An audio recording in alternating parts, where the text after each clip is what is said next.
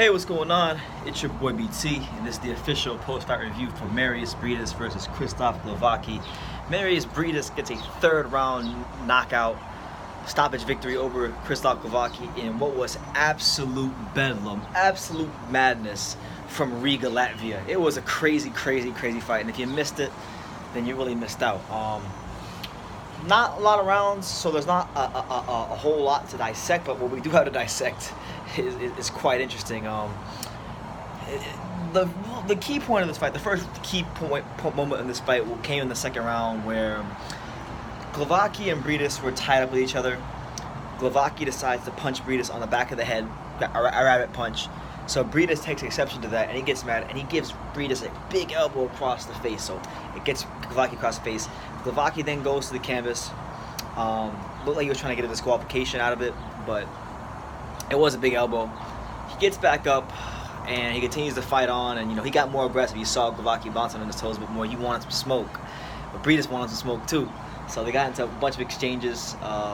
Breidis scored a knockdown, I would say, about 30 to 45 seconds after that. And then, towards the end of the round, and this is the part I find interesting, towards the end of the round, at the end of the second round, that is, they continued fighting. Like, they threw a barrage of punches both of them. Like, they were going at it even after the bell rang. And then Breidis actually knocked down Glowacki again after the bell, and you don't really see that often. Oftentimes when fighters fight after the bell, you don't necessarily see them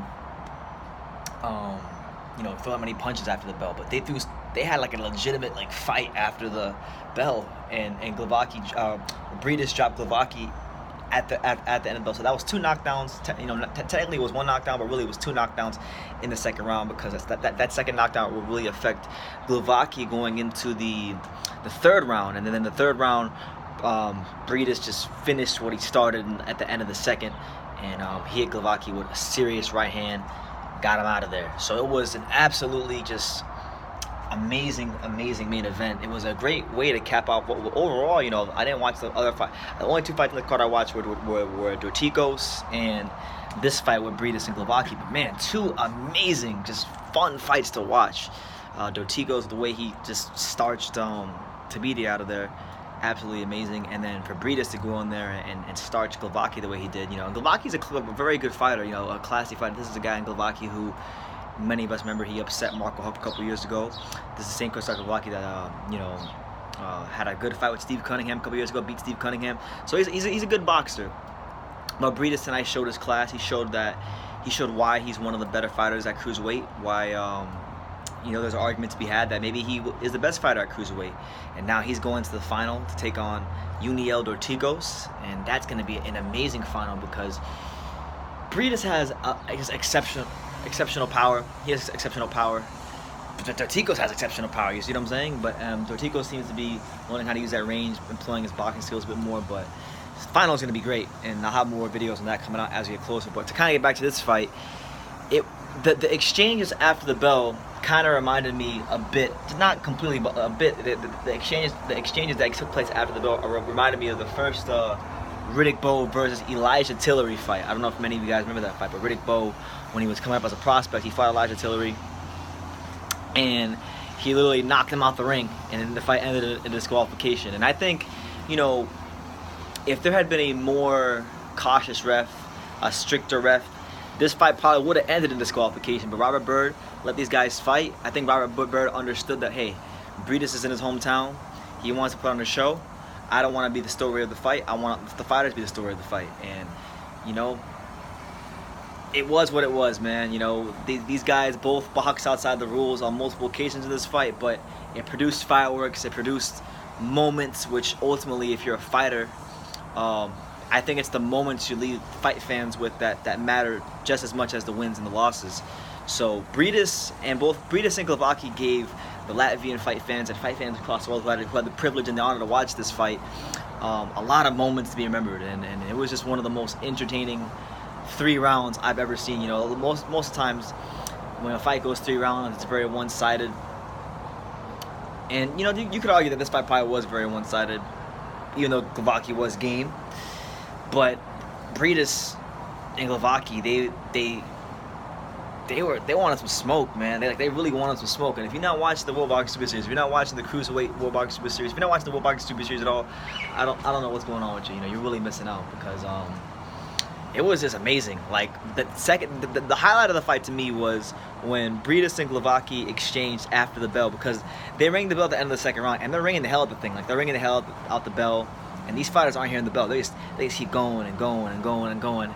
And then Breidis just catches Glowacki with a straight right, boom, down the pipe, knocks him down. And then you got Robert Byrd counting even after that. So that's the news. That's the fight. That's my little review on the fight. Mairis Breidis scores a third round stoppage victory over former world champion and very quality fighter Krzysztof Glowacki in front of his hometown fans in Riga, Latvia. He's now going to the final of the Cruiserweight World Boxing Super Series against Uniel Dorticos. So interesting stuff. These are two fighters last year that I know Dorticos lost in the semifinals. I want to say, yeah, he lost in the semifinals last year. Breidis lost in the semifinals. Both these fighters that are in the finals were both fighters that lost in the semifinals last year. Dorticos lost in the semifinals to Mairis Breidis via devastating knockout, and Breidis got outboxed by Alexander Usyk, who would ultimately go on to win the tournament and become the undisputed Cruiserweight champion. So these are two guys who, two fighters in many ways, who have written their wrongs from last year's tournament, and now they have a chance to reclaim what they probably feel should have been theirs last year, in last year's World Boxing Super Series tournament, and the inaugural one for Cruiserweight. So you guys let me know what you think. I'm just going to take some more time to dissect this fight. I'll probably go rewatch it again and make some videos about this upcoming week, but just absolute bedlam. Bedlam in Riga. That's the best way to describe this fight. Bedlam. Mayhem in Riga, Latvia. So yeah, Mairis Breidis, good win for him over Krzysztof Glowacki. Glowacki, I think, still a good fighter, but might be leaning toward retirement. And I think he's done as much as he could with his career. He's been in the World Boxing Super Series twice, I think. Twice. Either way, he's lost a string of big fights. It's his choice what he wants to do, but I think right now it probably would make the most sense for him to retire from the sport, because it's a young man's game, and I think he's had his moments, he's had his time, and these other guys' time right now. So you guys let me know what you think in the comments down below. Subscribe. We're on the road to 20,000, so make sure you hit that subscribe button, because when you support True School Sports, you support the real, and the real needs support, because we got to combat the fakes. See what I'm saying? And make sure you smash that like button like it was your ex-girlfriend, because I know a lot of you out there understand what I'm talking about when we say that. And like I say in every single one of these videos, man, you can love me or you can hate me, but I'm just a kid from Daniel. So until next time, take care, guys.